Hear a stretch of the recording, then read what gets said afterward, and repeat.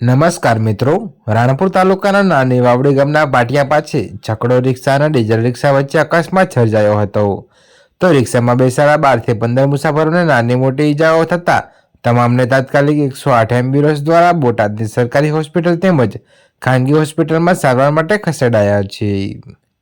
તો મિત્રો, જ્યારે પોલીસને જાણ થતાં તાત્કાલિક પોલીસ ઘટના સ્થળે પહોંચી તપાસ હાથ ધરી હતી.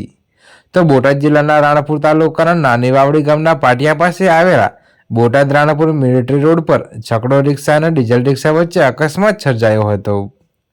જી હા મિત્રો, તો બંને રિક્ષામાં બેસેલા 12-15 મુસાફરોને નાની મોટી ઈજાઓ પહોંચી હતી.